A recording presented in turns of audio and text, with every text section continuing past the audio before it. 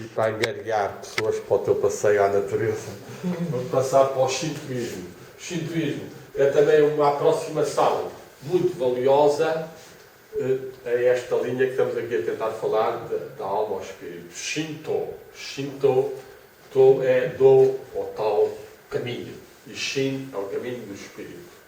O shintoísmo foi a religião imemorial do Japão e que os portugueses também, quando chegaram lá, encontraram. E que tentaram, a certa altura, começar a controlar demasiado e acabaram por ser expulsos. Por um lado, ainda bem, porque se aquilo tivesse desaparecido, tinha-se perdido uma das religiões mais antigas e mais puras. O que é que essa religião tem de muito interessante também e que se prende com a alma e o espírito e que tem interesse, nós falámos aqui nesta Sociedade Portuguesa de Naturologia e que está ligada com a alimentação e com a natureza. Eles cultivam muito a natureza como forma de manifestação do espírito. Enquanto que nós, ocidentais, criamos um dualismo crescente entre matéria e espírito, ou natureza e Deus, e acabou-se quase por se diabolizar o próprio corpo e a própria natureza. No Japão, não. No Japão, o espírito é basicamente a presença na natureza de algo que é extraordinário, que é forte, que é poderoso, que é belo, isso considera-se que tem um espírito. E isto o que é que nos vai fazer aparecer? As primeiras manifestações, provavelmente de sagrado, foram feitas perante certas forças da natureza. E os primeiros templos foram constituídos à volta de quê? De uma pedra fantástica, ou árvores gigantescas, ou uma cascata, ou um sítio fabuloso. Porquê? Porque se considerava que esses locais tinham mais Shin, ou a palavra que eles utilizam mais é Kami, mais espírito. Este espírito, que é tanto uma qualidade como são seres. E, portanto, é uma religião, de certa forma, que considera que cada um de nós é um espírito, é um Kami, mas que uma árvore também é um Kami. Uma árvore também tem um espírito, sobretudo uma árvore que tenha adquirido uma certa idade já avançada, que tenha grandes características, e então eles rodeiam essas árvores, por exemplo, com grandes cordas e tornam-na como uma presença divina, como uma fonte de irradiação do espírito na Terra. E eu estive no Japão pela primeira vez aqui há uns poucos anos, e de facto, em alguns templos, templos que não se diz, templo é mais para os budistas, no shintoísmo a palavra que se utiliza é jinja ou santuário, o núcleo central muitas vezes é a árvore. É a árvore e as pessoas vão e fazem e batem as palmas 3 vezes. E este som é uma forma também que eu considero que ajuda a dispersar e a cortar as nossas energias e também a criar uma harmonização da polaridade das mãos, para além de, como geralmente se considera, ser uma forma de se avisar o santuário que está ali uma pessoa que está a fazer o culto. Este Shinto tem então certo tipo de formas que são bastante interessantes da ligação com o espírito, e uma delas também, que é o Musojo, que é uma forma de purificação através da água. Portanto, os banhos no Japão são muito importantes. Tem aquele sistema do onsen, que é tomarem um banho, especialmente à noite, em tinas de água quente, e estão ali, etc.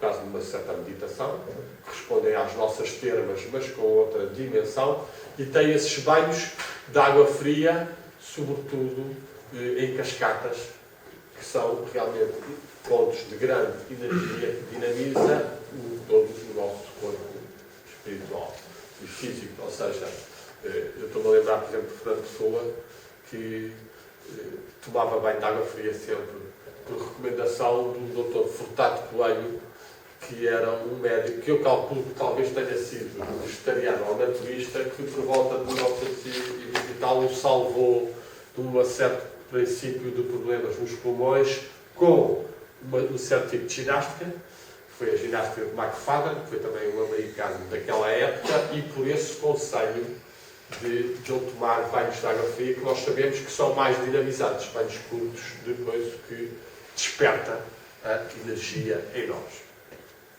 Como sabemos, este shintoísmo tem até como uma das suas particularidades é que o espírito divino está, de certa forma, dividido por muitas divindades. Não há tanto um espírito como nós temos, nós cristãos, judeus e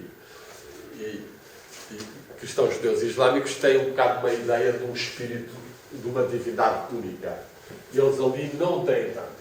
Não têm tanto, ainda que com o tempo uma delas tenha ganhado esse aspecto, que foi Amaterasu Omi Kami, que é a divindade que se considera ser a divindade do Sol.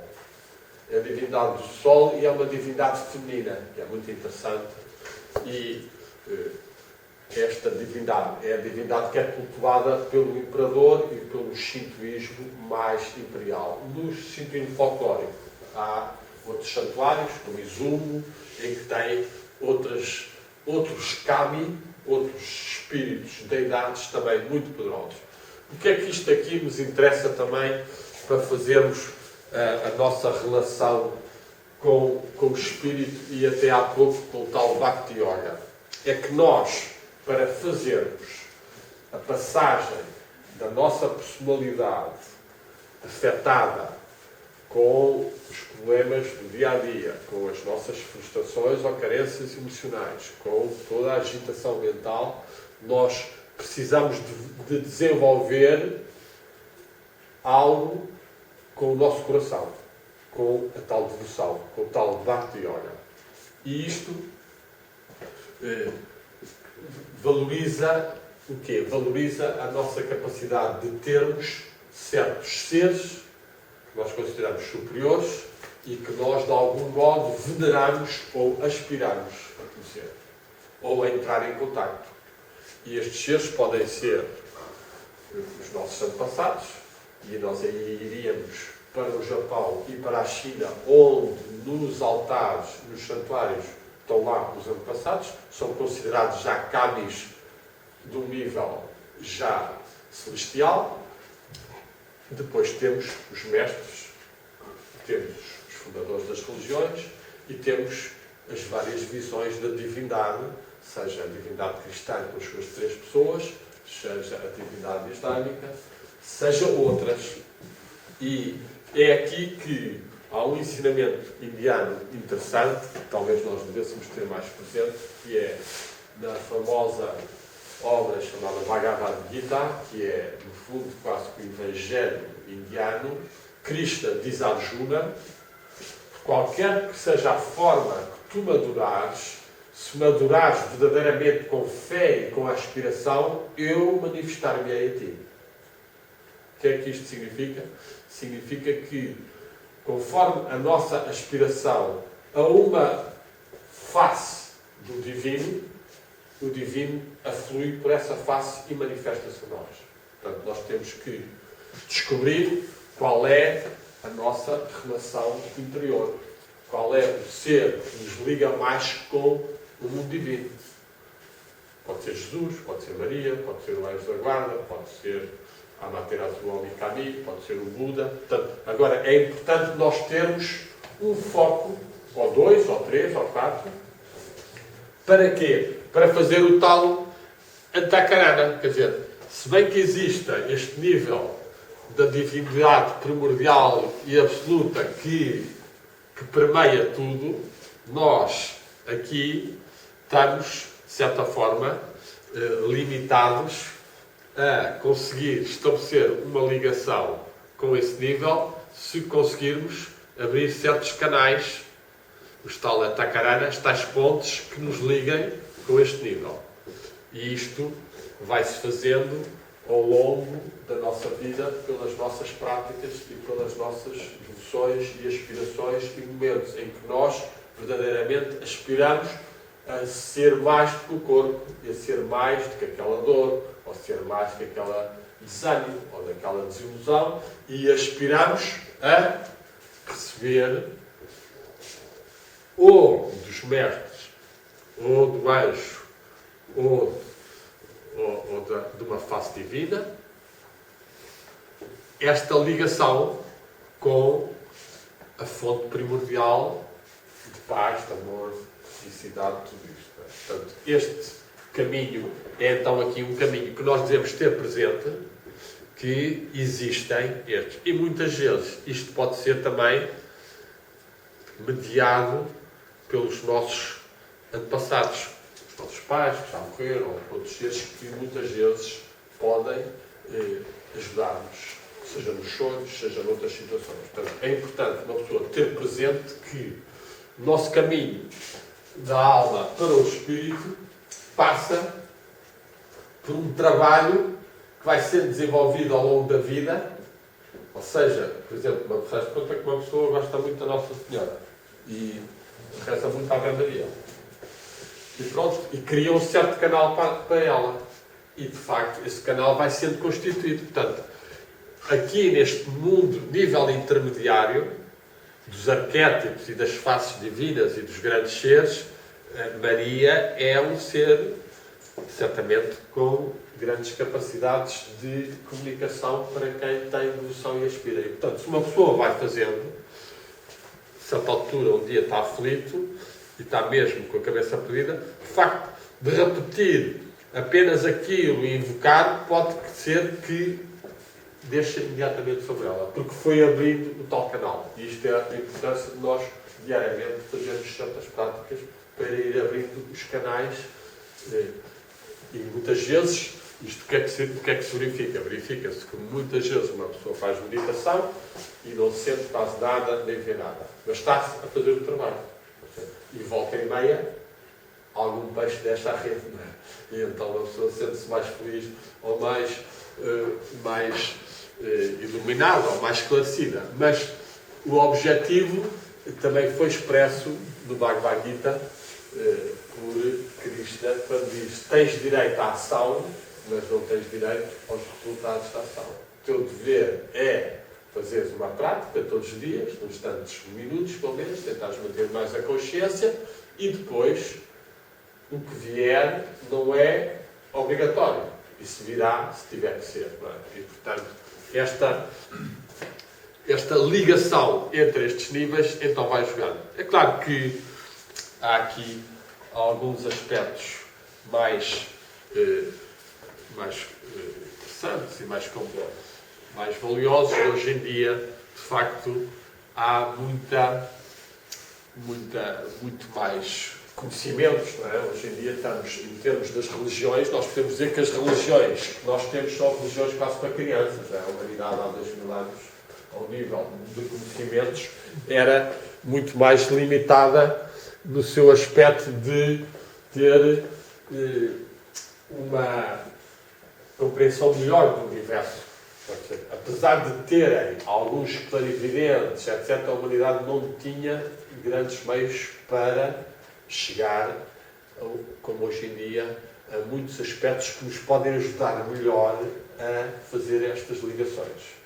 E então nós temos hoje em dia que fazer algum trabalho também de estudo do que é que as neurociências, a física quântica, o que é que as últimas investigações estão a fazer de compreensão de todos estes mecanismos que existem de ligação entre o corpo, a alma e o espírito. Isto é muito importante. Um deles, que eu talvez gostasse de referir um bocadinho, neste aspecto da alma ao espírito, é, de facto, a tal dualidade que nós temos no cérebro do hemisfério direito e do hemisfério esquerdo.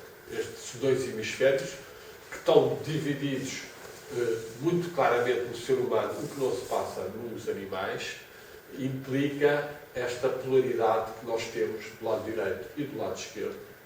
E este lado esquerdo, cerebralmente, é um lado que tem muito mais ênfase no aspecto da racionalidade e da temporalidade e da análise.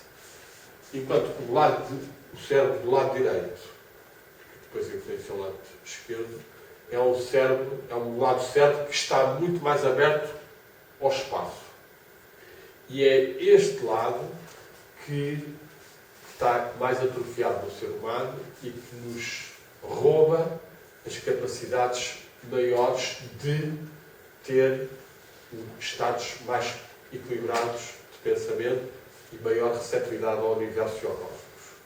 Daí que haja uma série de práticas e nós temos aqui, por exemplo, uma amiga, a Maria Pia e a Lourdes, que eu conheço, que são pintoras, e de facto todo o aspecto da arte e o trabalhar a partir do seu interior, sentar com apenas a razão a funcionar, e portanto isto qualquer pessoa pode fazer, apenas pintar ou desenhar um bocado descontraídamente, já está a permitir que esse cérebro do lado direito tenha maior ascendente, maior desenvolvimento e equilibre um bocado o excesso do lado esquerdo e a hipertrofia.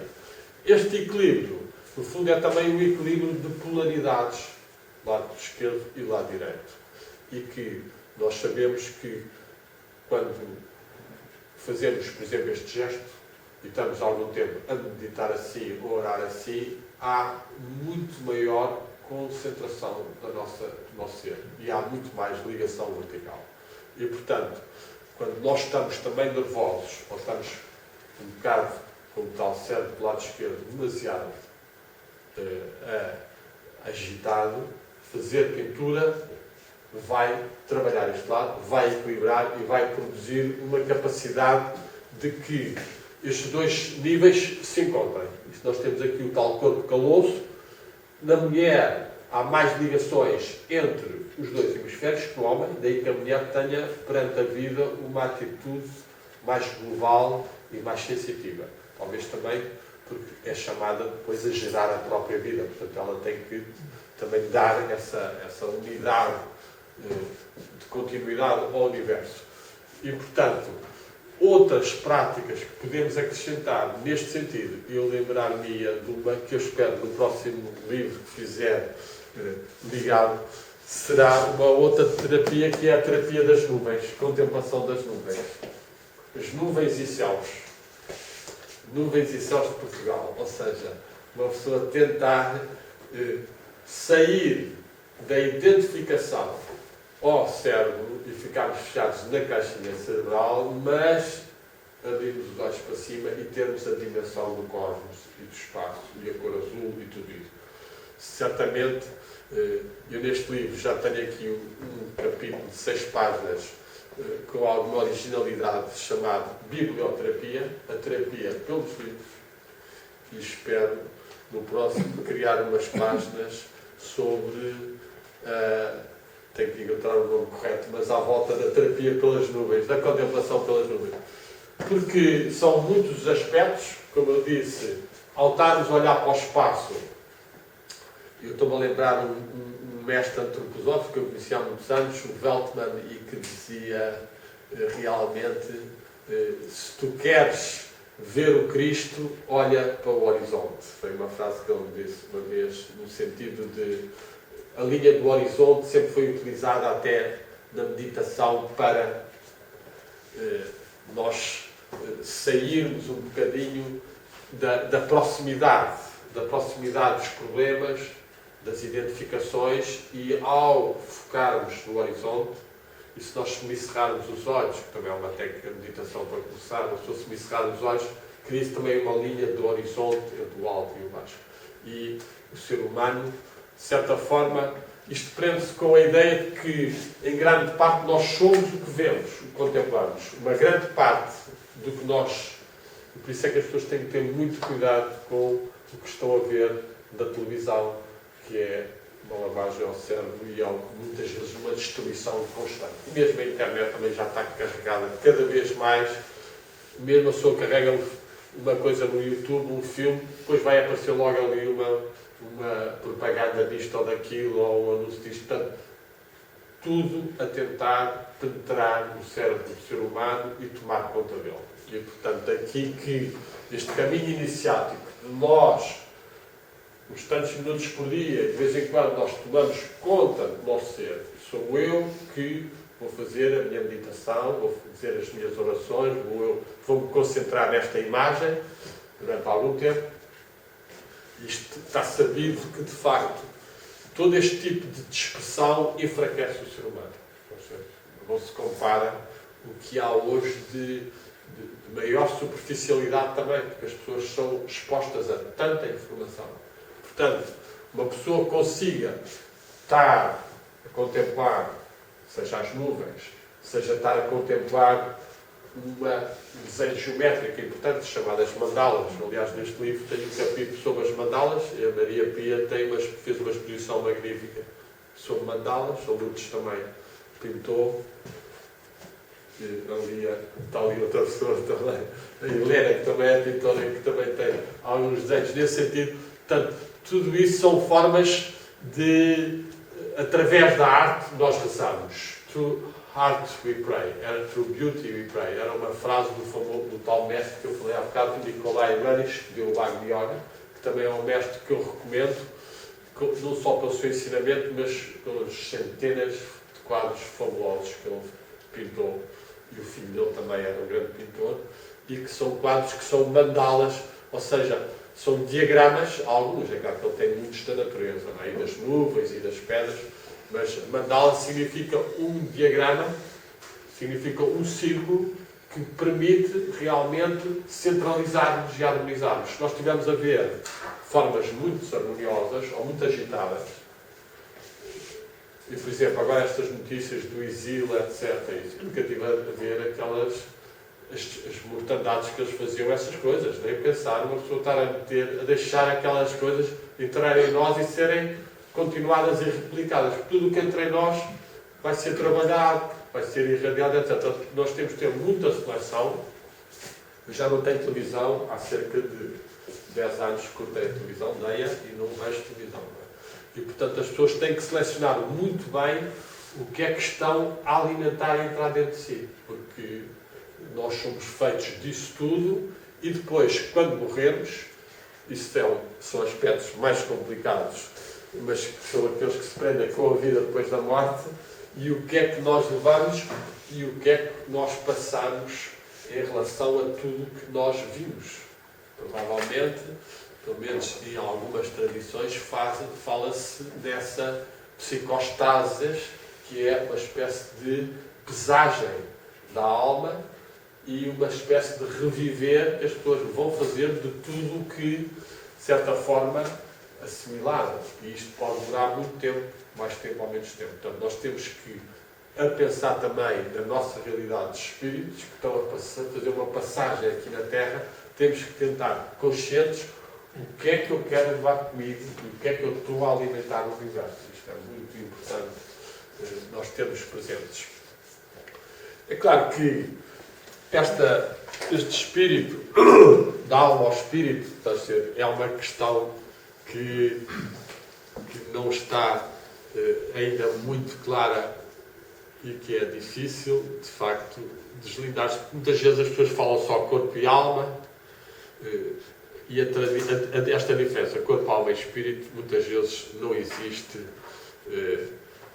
e então há uma certa necessidade de tentarmos falar um bocadinho mais deste espírito tal Satchitananda e como é que ele é, como é que ele funciona. Isto são aspectos mais difíceis. Eu aqui no livro falo um bocado, mas estou sempre a tentar compreender melhor como é que o que é verdadeiramente os espíritos. Os espíritos é uma palavra que vem do latim e que está ligado com respiração, com spirare, que está ligada na tradição indiana, significa Atman, que também vem de respiração, e, por exemplo, em alemão é Geist, que está ligado também com com espuma, com fantasma, etc. E na tradição grega é pneuma, que também é a respiração, o sopro. E tudo isto mostra-nos um bocado, por um lado, a sua interligação, o Espírito Santo, não é? O Espírito Santo, por exemplo, que é uma forma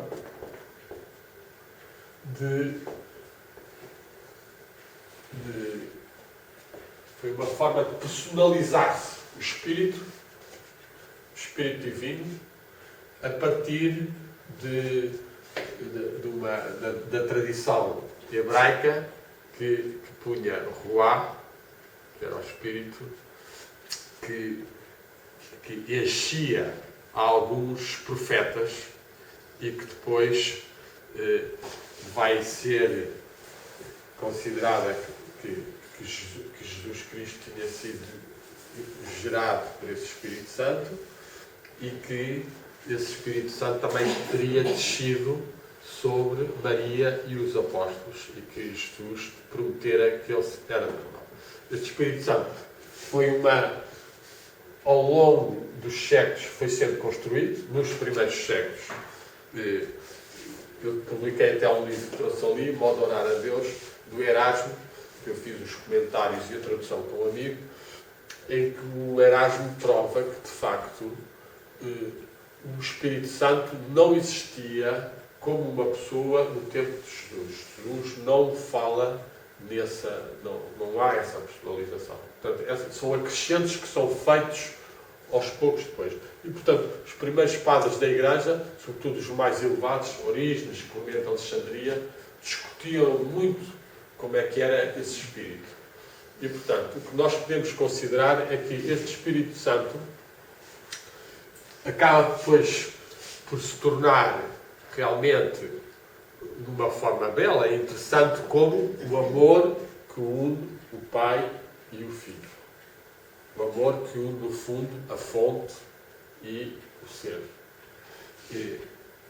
E este Espírito Santo acaba por ser depois, aqui em Portugal, muito desenvolvido com o famoso culto do Espírito Santo e torna-se um dos psicomorfismos, ou seja, uma das formas psíquicas e arquétipicas aqui de nós, com essa famosa consagração no culto do Espírito Santo da criança.